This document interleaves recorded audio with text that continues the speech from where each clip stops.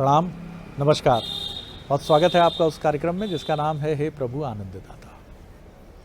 और अब जबकि हम शिव नवरात्रि, ये जो 9 दिन होते हैं शिव नवरात्रि के, शिव आराधना के, जिसका समापन शिव बारात, शिव विवाह के साथ होता है, तो महाशिवरात्रि जिसको हम कहते हैं, हम अब उसके बहुत नज़दीक हैं।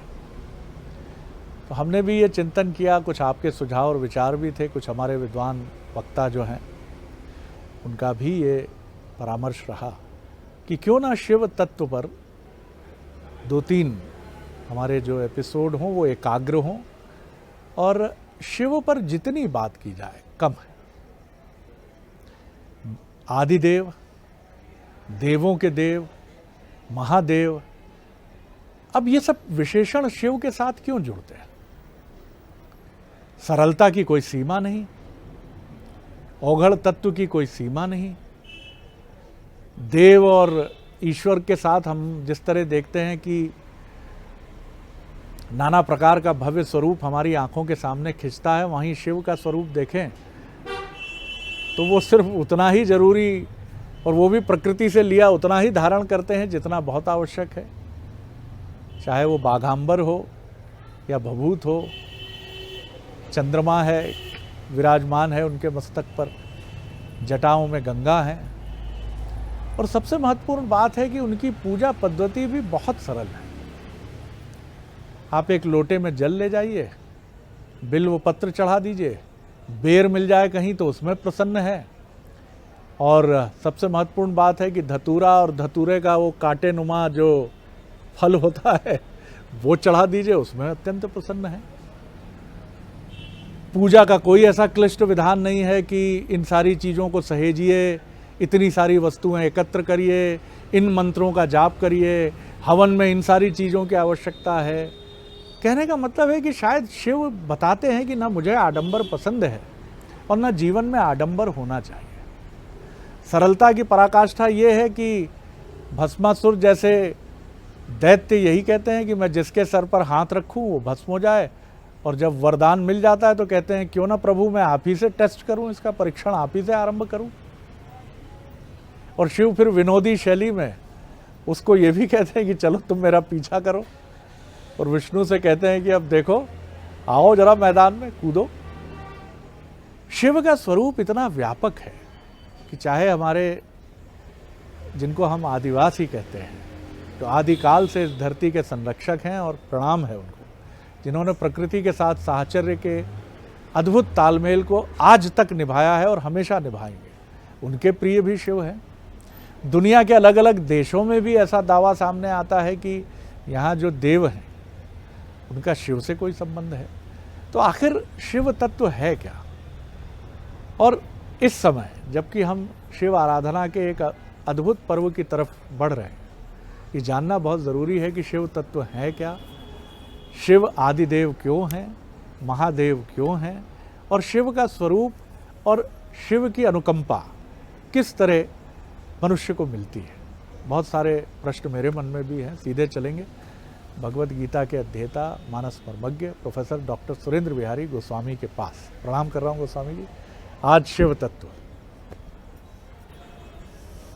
देखिए, जब भी परमात्मा के मूल स्वरूप का चिंतन अंतर्मन में उत्पन्न होता है, तब साकार में निराकार बने हुए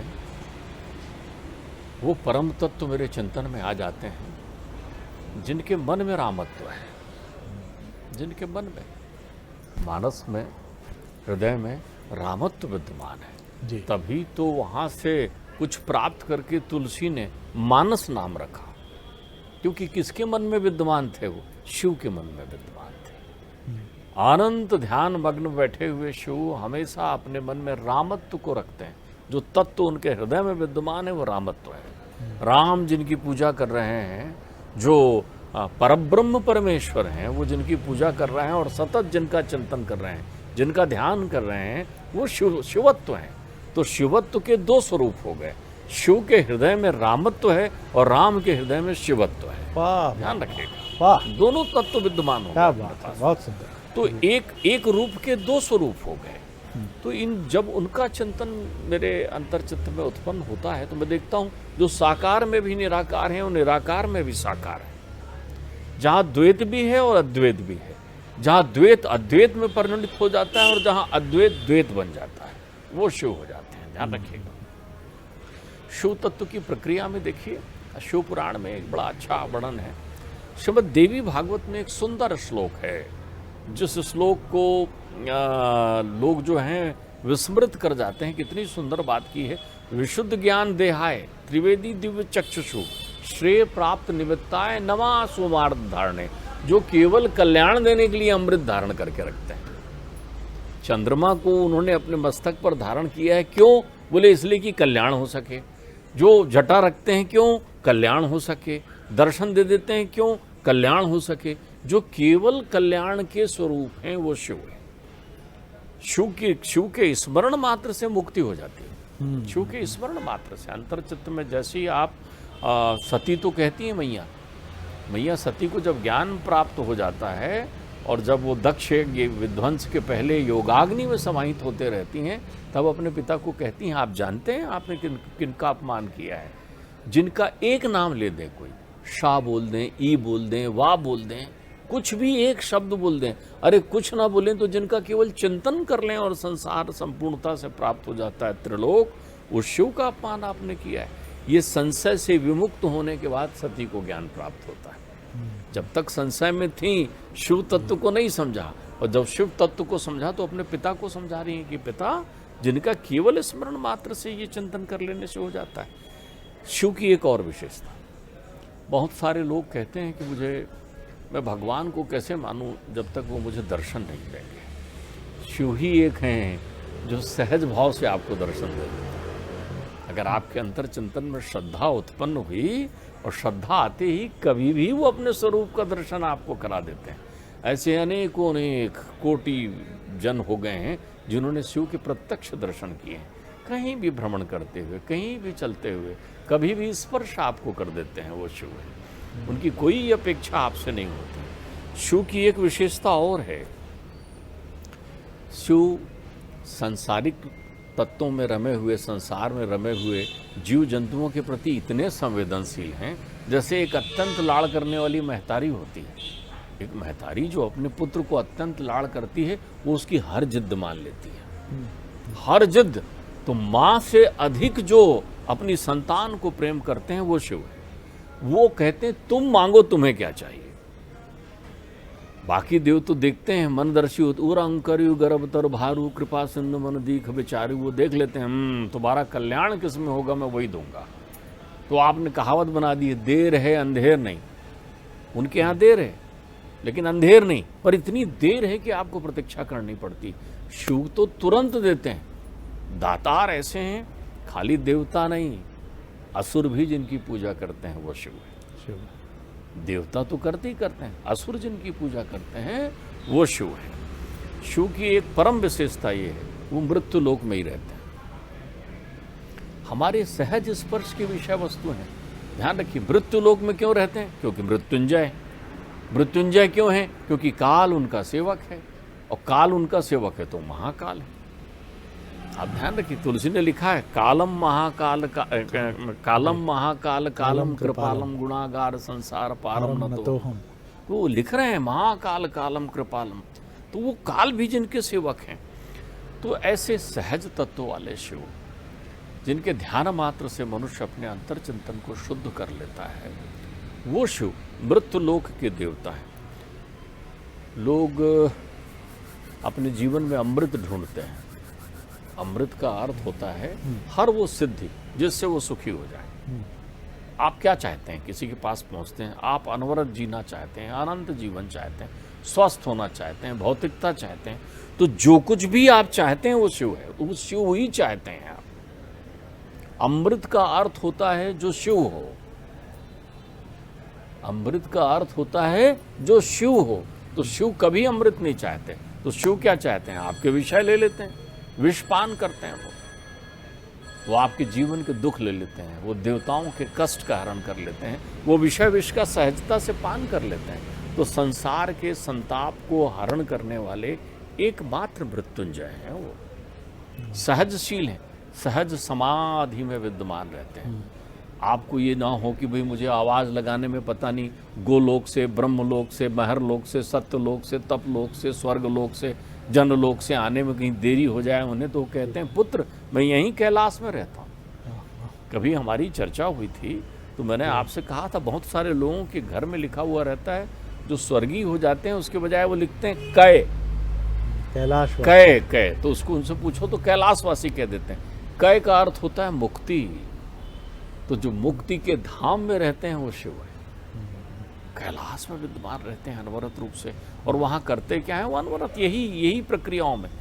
जल तत्व जो है मन का है, जल तत्व मन का प्रतीक है, तो उनको कुछ नहीं चाहिए, आप मन चढ़ा दीजिए अपना,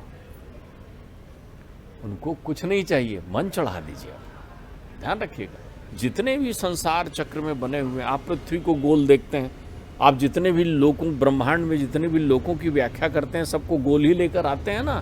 तो उन्होंने कह दिया कि मैं हर जगह मैं ही हूँ, हर मेरे से है, तो उन्होंने अपना स्वरूप ही वो बना रखा है। शिव पुराण में वर्णित है ब्रह्मा और विष्णु कि कौन श्रेष्ठ है हम दोनों में, और दोनों में युद्ध होने लगा कि नहीं मैं श्रेष्ठ हूँ कि तुम श्रेष्ठ हो। उन्होंने कहा तुम मेरे नाभि से उत्पन्न हुए हो तो मैं तुमसे श्रेष्ठ हूँ। तब वहाँ अनादि शिव ने, परब्रह्म शिव ने, परमात्मा शिव ने आकाशवाणी से कहा तुम में वही श्रेष्ठ होगा जो मेरा और छोर जान लेगा, जो मेरा और छोर जान लेगा। तो एक विशाल अग्नि की तरह प्रज्वलित ज्योतिर्लिंग प्रकट हुआ जिसकी थाह लेने के लिए ब्रह्मा अपने विष्णु जी गए वाराह का रूप लेकर, और हंस का रूप लेकर ब्रह्मा जी ऊपर गए। दोनों को थाह नहीं मिली, दोनों को उनकी थाह नहीं मिली। ध्यान रखिए सब देव हैं, आपने बहुत से देवों की पूजा की, विष्णु देव हैं, ब्रह्मा देव हैं, सब देव हैं, लेकिन वो महादेव हैं। क्यों महादेव हैं? तुम्हारी चित्त चेतना आत्मा के स्वरूप ही वही है। जितने भी ज्योतिर्लिंग हैं उनको आत्मलिंग कहते हैं, अर्थात आत्मभाव से स्थापित है, वहाँ प्रत्यक्ष है वहाँ। तो जब भी आप आत्मा अनुभूति करते हो तब आप ओंकार की अनुभूति करते हो। जब भी आप ओंकार की अनुभूति करते हो आप नाद की अनुभूति करते हो। जब भी आप नाद की अनुभूति करते हो तब भी आप स्वर और प्राण की अनुभूति करते हो। और प्रत्येक तत्व में विद्यमान वो शिव तत्व ही है। इसलिए संसार में श्रेष्ठतम जो मानसी पूजा आचार्य शंकर ने बताई है उसमें उन्होंने कहा है आत्मा तुम गिरजामती। वो कहते हैं मेरी आत्मा आप हो प्रभु, आत्मदेव है शिव, प्रत्येक कण कण में विद्यमान है शिव। मृत्युंजय का अर्थ ही होता है जिसकी मृत्यु नहीं होती। तो किसकी मृत्यु नहीं होती? शरीर की तो हो जाती है। तो शरीर थोड़ी शिव है, शरीर में विद्यमान वो आत्मा शिव है जिसके कारण आप बोलते हैं, जिसके कारण आप इस रथ में जो बैठा हुआ है वो शिव तत्व है। शिव तत्व है। संसार सागर में अनंत प्रकार की आकांक्षाएं उत्पन्न हो जाती हैं, अनंत आकांक्षाएं। सारी कांक्षाओं को क्षणिक भक्ति से प्रसन्न होते हैं और अनवरत भक्ति भी करनी पड़े, वो दोनों हैं। कठोर तो इतने कठोर हैं, उनको बुरा ये लग जाता है यदि थोड़ी देर में उनकी दृष्टि में वो देखते हैं। दक्ष का अभिमान भी वो देखते हैं, मुस्कुराते हैं। उस सभा में वो दक्ष को देखते। जी जी, आप एक बहुत दक्ष से मुझे स्मरण आया। बहुत सारे लोगों ने ये कथा वो जानते होंगे, लेकिन मैं चाहूँगा कि आपके मुखारविंद से एक बार इसका स्पष्टीकरण और बेहतर तरीके से हो। जो आपने संशय की बात की, सती के मन में संशय रहता है। जब राम माता सीता के अपहरण के बाद भटकते होते हैं तो शिव और पार्वती जी राम कथा सुनकर लौट रहे होते हैं। ये राम कथा कैसी, ये जिज्ञासा मेरे मन में भी है कि एक तरफ तो राम स्वयं ही तलाश कर रहे हैं अपनी पत्नी की, और दूसरी तरफ शिव और सती राम कथा सुनकर लौट रहे हैं। और सती के मन में जिज्ञासा, शिव कहते हैं ये देखो ये राम जा रहे हैं, वो कहते हैं ये नवयुवक कैसे राम हो सकता है। और वो परीक्षा लेने के लिए शायद सीता जी के ही स्वरूप में उनके सामने चली जाती है, लेकिन विक्षुब्ध अवस्था में भी राम प्रणाम करते हैं, माते प्रणाम। और इसी के बाद उनको, और शिव जी ये सोचते हैं कि संशय बहुत, कि इसको जरा समझा दीजिए। बहुत सुंदर, बहुत सुंदर जी। देखिए आपने वही काम किया जिसके लिए मानस में शिव जी धन्यवाद देते हैं पार्वती जी को। यद्यपि आशंका की नहीं सोही और कहत सुनत सब कर हित होई। हमेशा वही प्रश्न करिए जिसको सुनने और कहने से खाली आपका नहीं सबका हित शामिल हो वो कहिए। जी जी जी। याज्ञवल्क्य जी जब भारद्वाज मुनि के आश्रम में आते हैं, देखिए मानस का सूत्रपात कैसे होता है। जी। याज्ञवल्क्य ऋषि जब मकर संक्रांति के मेले में वहाँ पहुँचते हैं प्रयाग में, और प्रयाग में पहुँचते हैं और भरद्वाज जी उनको बड़ा अनुहार करके रोक लेते हैं कि मुझे आपसे कुछ संकोचवश कुछ विशेष प्रश्न करना है। ध्यान रखिएगा, भरद्वाज मुनि ना, वो जिनके यहाँ परमात्मा राम गए हैं, वो जिनके यहाँ पहुँच करके शिव और पार्वती कथा सुनते हैं उनके मुखारबंद से। देखिए कथा जो है, जब भी कहीं कथा हो वो किसके मुखारबंद से हो रही है ये महत्वपूर्ण नहीं है। कथामृत का पान जहाँ भी करने मिले आप जरूर करिए, उसमें छोटा बड़ा कोई नहीं होता। जी। तो वो बड़े संकोच से रोक लेते हैं। वो भी याज्ञवल्क्य जी से यही प्रश्न करते हैं कि महाराज जगत के स्वामी राम हैं, ये वही राम हैं जो परमात्मा शिव के आराध्य हैं, इष्ट देव हैं। मेरे मन में संदेह है कि क्या ये वही हैं जो दशरथ के यहाँ आए हैं या कोई और हैं। संशय से ही मन को शुद्ध कब करना होता है, जब संशय उससे मिटा दें। तो जो मन को शुद्ध करे वो मानस होता है। ओह, जो मन को शुद्ध कर दे वो मानस होता है। आप ध्यान मानस रखिए। होता है, हाँ। तो शिव जी तो मानस की कथा सुनते ही रहते हैं। आप समझिए, अब उनको एक तत्व समझिए, भगवान श्री राम के मर्यादा पुरुषोत्तम अवतार के राम हैं। राम तो तत्व है ना, जैसे शिव राम तो तत्व है बिल्कुल वैसे ठीक। राम तत्व है। जी। आप मुझे बताइए, हनुमान लला को देख करके आपके मन में ये चिंतन क्यों नहीं आता कि क्या यही शिव हैं? हाँ, वो तो सेवाधारी हैं। सेवाधारी। शिव ने अगर अवतार भी लिया तो सेवाधारी का अवतार लिया है। किसकी सेवा के लिए? परमात्मा तत्व की सेवा के अरे लिए वाह अवतार लिया। वाह वाह, कि जो है दो तत्व, तो जब भी राम और हनुमान मिलते हैं तो शिव और ब्रह्म ही की मुलाकात होती है। आप ध्यान रखिए, स्वरूप है। वाह। तो तब वहाँ हमारे मन में भेद नहीं होता कि क्या ये पूंछ लगाए बैठे हैं जो लाल दे लाली लसे और धार लगूर और वज्र देह दानो दलन जय जय जय कपिशूर, यही शिव जी हैं। ऐसा मन में नहीं आता ना संशय। तो जब शिव हनुमान हो सकते हैं तो राम अयोध्यापति दशरथ के पुत्र राम क्यों नहीं हो सकते? आप ये समझिए, परब्रह्म हैं। जी। दूसरा, कथा आप समझिए, कथा का सूत्रपात तो वो सती से करना चाहते हैं। सती को वो पात्र बनाना चाहते हैं, क्योंकि वो देखते हैं कि इनके अंतर चित्त में श्रद्धा नहीं है। जे श्रद्धा संबल रहित और नहीं संतन को साथ और तिनको मानस अगम अति जिन्हें न प्रिय रघुनाथ, ये उन्हीं के लिए है। आप समझिए, श्रद्धा तो है नहीं, संत कथा सुना रहे हैं, श्रवण में मन नहीं लग रहा है। मैया भी लीला कर रही हैं, मैया भी लीला कर रही हैं। बात है। दक्ष को मुक्त करना है। हाँ हाँ हाँ। दोनों ही स्थिति में मैया जो है, दक्ष ने जब तपस्या की तब भगवती प्रकट होकर कही कि मैं आऊंगा, लेकिन मैं तुम्हारे यहाँ अवतरण लूंगी, लेकिन जिस दिन मेरा अपमान होगा उस दिन मैं देह त्याग दूंगी। तो वो सशर्त अवतार लेती हैं। देवी भागवत में इसकी विस्तृत व्याख्या है। जब हिमालय तप करते हैं तो मैया फिर प्रकट होती है, मैं आ रही हूं तुम्हारे यहाँ। भाई एक जो है ब्रह्म तत्व हैं और एक जो है प्रकृति तत्व हैं, शक्ति तत्व हैं। 100 में शक्ति के लगने से ही शिव बनता है। आप ध्यान रखिएगा, नहीं तो 100 है, कुछ नहीं है। ब्रह्म कुछ नहीं कर सकता बिना शक्ति तत्व के। तो अब उनको कथा सुनानी है, प्रकट करना है ना। करोड़ों करोड़ों जन्म युगों से हृदय में मानस रखा हुआ है, तो वो सोच रहे हैं चलो सती को पहले योग्य बनाओ, तो उनमें श्रद्धा लाऊं, संतों का साथ दूं। तो भरद्वाज मुनि के आश्रम में कथा सुना रहे हैं। ये जो कथा चल रही है ना, यही मैं तुम्हें सुनाना चाहता हूँ, राम की कथा। तो अब वो तो कथा सुनाना चाह रहे हैं ना राम की उनको, तो वहाँ से कथा सुन के आती हैं। और जब ये प्रणाम करते हैं, केवल प्रणाम शब्द का होता है, उनको एक दूसरे को कनखियों से देखकर प्रणाम करते हैं। परमात्मा राम उनको प्रणाम करते हैं, वो उनको प्रणाम करते हैं। अब देखिए, एक दृश्यमान है, एक अदृश्यमान है। वो लीला कर रहे हैं इसलिए दृश्यमान है, ये अदृश्यमान है ना। तो अदृश्यमान से अपने संशय के कारण ये दृश्यमान होती हैं, लीला रूप धारण कर लेती हैं, कहती हैं यही ब्रह्म है, यही परमात्मा है, यही राम है। वो बोले जो बिलख रहे हैं, घूम रहे हैं, तो सती के जो हृदय में है वो संशय विद्यमान होता है। तो सती वहां परीक्षा लेने नहीं आती, ये तो आके ध्यान में लग जाते हैं, इनको समझ में आ जाता है श्रद्धा संबल रहित। इनका आप श्रद्धा नहीं किया, नहीं संतन को साथ, ये नहीं समझ पाएंगे, ये तो ध्यानस्थ हो जाते हैं। तो वो देखते हैं ये बेचैन है मन में, बोले कैसे नाथ, मतलब वो कैसे राम है, वो आपके हृदय में विद्यमान वो राम।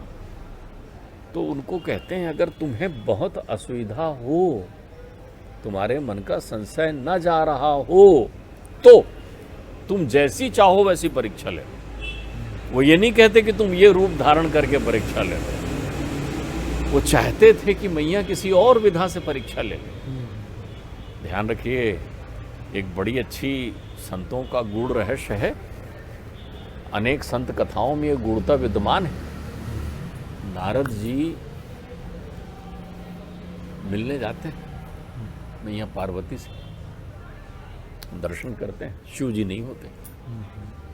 तो जब शिव जी नहीं होते तो मैया से पूछती कैसे हैं परमात्मा। नारद की तो लीला है, वो तो लीला के लिए ही है। वो देखने पहुंचते हैं कि मैया के मन में भी वो संशय है कि नहीं है जो उन मैया के मन में था। तो कहते हैं बोले परमात्मा एकदम आनंद में, नई नई विवाह के बाद आई हुई हैं, विवाह समारोह से धन्यवाद देने पहुंचे हैं नारद जी। वो कहते हैं पार्वती जी से, भैया सब ठीक है ना, सब आनंद, खूब आनंद है, बड़ा ध्यान रखते हैं मेरा, पल पल मेरी सुख सुविधाओं पर चिंतन करते हैं, लोकाचार की वार्तालाप कर रहे हैं, आपको सब बता देते हैं। बोले हाँ सब कुछ मेरे को बता देते हैं, कुछ मुझसे नहीं छुपाते। बोले अच्छा अच्छा, फिर तो आपको बताया होगा कि उनके गले में जो मुंडमाला लटकी हुई है वो किसकी है। अब वो सोच में पड़ जाती, ये तो नहीं बताया। वो हो मतलब आपको सब नहीं बताते, बोल के चले जाते हैं। अब उधर से शिव जी आते रहते हैं, देखते हैं नारद जी जा रहे हैं, वो चरण वंदन करते हैं। नारद जी हो गई बैठक आपकी अच्छी, बोले जी कृपा हो गई आपकी। अब वो पहुंचते हैं तो मैया पार्वती उदास है। वो बोलते हैं क्यों प्रिय, तुम क्यों उदास हो भाई, नारद जी अभी अभी गए हैं और तुम उदास हो, तो मैं थोड़ा सा सशंकित हूँ, बताओ क्या बात है। बोले आप मुझे सब बात बताते हो। बोले सब बात बता देता हूँ, लेकिन आपने ये कहाँ बताया कि आपके गले में जो ये मुंड माला टंगी हुई है वो किसकी। तो शिव जी हंसे, तुम्हारी तो है। बोले जब जब तुम जन्म लेती हो सती के रूप में, और जब जब देह त्यागती हो, तो तुम जब जब ये जितने युग जितने मालाओं में वो है, वो सब तुम्हारे ही शीश है सती। अनन्य प्रेमी की छवि अपने हृदय में मैं धारण करके रख लेता हूँ तुम्हारे उस स्वरूप के लिए। गहरी बात। तो ये संशय विहीन शिव है, क्या और वो संशय में आ गई है। वो परीक्षा लेती हैं और आके लज्जित होती हैं और ये हैं। तो ध्यान रखिए, जो सारे संशयों के विरुद्ध हैं, जो आपके जीवन में कुछ नहीं, शुक्राचार्य भी पहुंच रहे हैं, उन लोगों को लेकर पहुंच रहे हैं जो देवताओं को तकलीफ देंगे, त्रिपुरासुर को लेकर पहुंच रहे हैं, वो भक्ति कर रहे हैं। सबको सब कुछ दे दिया, जो चाहिए वो ले लो। जो अपना सर्वस्व दे दे वो भोला होता है, जो अपना सर्वस्व दे दे। लेकिन ध्यान रखना, सर्वस्व देने वाला भोला तो होता है, लेकिन कौन आपको सर्वस्व दे सकता है, जो त्रिलोक का भंडारी हो, इसलिए उसको भोला भंडारी का। बहुत सुंदर। तो ध्यान रखिए, और यही वो बिंदु है जहां हम शिव त्रयी होगी, या इसको हम 4 एपिसोड में समेटेंगे ये तो वक्त बताएगा, लेकिन ये आरंभ है, और ऐसा आरंभ है जिसका कोई अंत नहीं है, क्योंकि शिव भी ऐसा आरंभ है जिनका ना आरंभ है ना अंत है। कार्यक्रम का आरंभ हो सकता है, कार्यक्रम का अंत हो सकता है, लेकिन शिव का कितना सुंदर व्याख्या की। एक तो मैं तो अभिभूत हो गया कि क्या ऐसा कोई प्रेमी भी होगा संसार में, इस त्रिलोक में, इस ब्रह्मांड में, जो अपनी प्रेयसी के ही विभिन्न जन्मों के मुंड को अपने गले में, अपने गले का हार बना कर रखता है। और जब वही प्रेयसी पत्नी रूपी मनुहार के अंदाज में, एक शिकायत के अंदाज में कहती, ये तो नहीं बताया ये मुंडमाल किसका है, तुम्हारा ही तो है, ये शिव है। और वो सब कुछ दे देते हैं, सुर के लिए भी असुर के लिए भी, इसीलिए वो भोले हैं।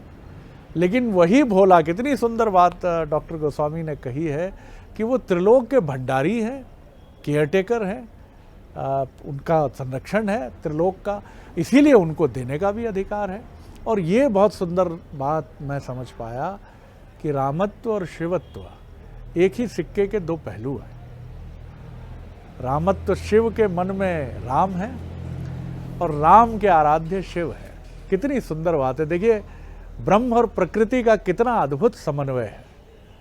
अद्भुत है साहब, ये तो मतलब शिव जी को सुनने में और मैं कल्पना करके कितना आनंद आएगा आगे। और वो देव जो इसी धरती पर है, मृत्युंजय है, क्योंकि वो काल उसका दास है, इसलिए वो महाकाल है और कैलाश का निवासी है। और ये बात बिल्कुल ठीक है, मैं किसी अंधविश्वास से संचालित होकर नहीं कर रहा हूँ। ये लोगों के दावे हैं, उनके मन का आधार भी हो सकता है, क्योंकि जो आपके मन में आधार होता है आप संसार में वही देखते हैं। ऐसे अनेक सैकड़ों लोगों के दावे मैंने पढ़े भी हैं कि जिन्होंने कैलाश में शिव के सूक्ष्म रूप को अनुभव किया है। ये उनकी श्रद्धा का भी स्वरूप हो सकता है, मैं नहीं कहता कि इसमें कितनी सत्यता है।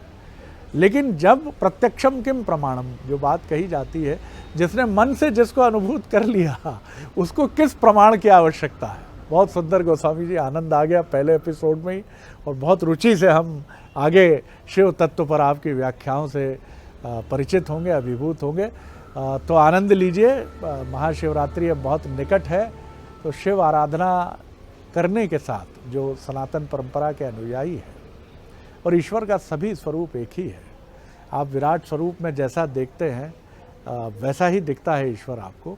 अगले एपिसोड में शिव तत्व पर और विवेचना के साथ उपस्थित होंगे। प्रणाम, नमस्कार।